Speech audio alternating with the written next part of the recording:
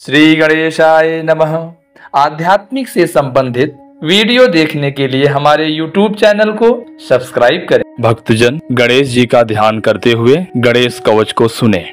ओम श्री हरिद्रा गणेश कवचम श्रीवश्यामि कवचम सर्वसिद्धिकरं प्रिये पठित्वा पाठयित्वा च मुच्यते सर्वसंकटात्।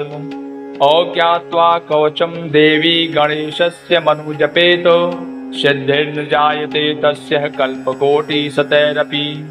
ओम आमोदस्य शिरः पातु प्रमोदस्य शिखोपरि सम्मोदो भ्रूयुगे पातु भूमध्ये च गणाधिपः।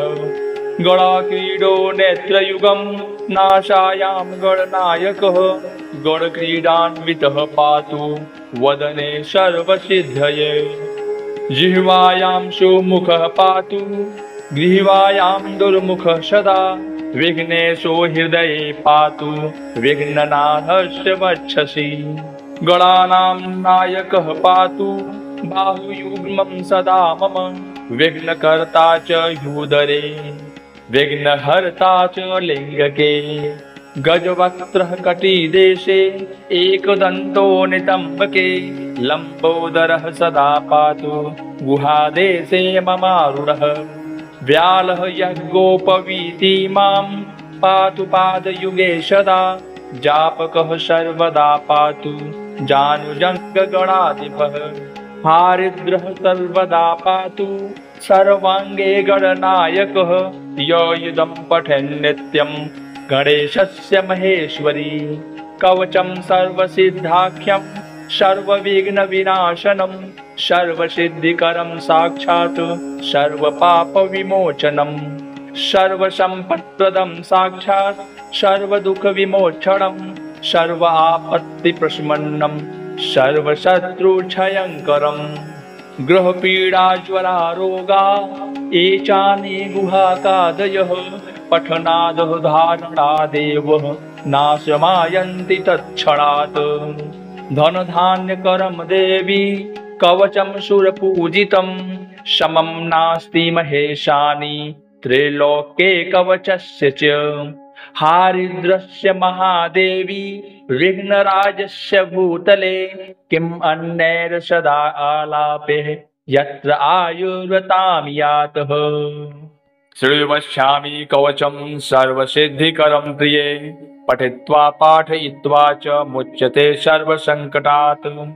अज्ञात्वा कवचं देवी गणेशस्य मनुजपेत सिद्धिर्न जायते तस्य कल्पकोटिशतैरपि।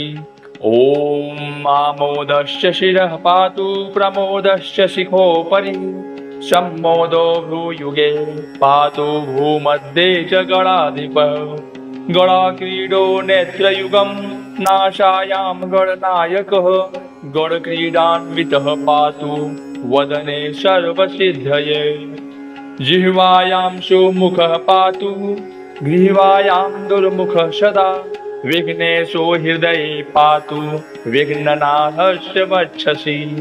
गणानां नायकः पातु बाहुयुग्मं सदा मम विघ्नकर्ता च ह्युदरे विघ्नहर्ता च लिङ्गके। गजवक्त्रः कटिदेशे एकदन्तो नितम्बके लम्बोदरः सदा पातु गुहादेशे ममारूढः। व्यालः यज्ञोपवीति मां पातु पादयुगे सदा जापकः सर्वदा पातु जानुजङ्गगणाधिपः।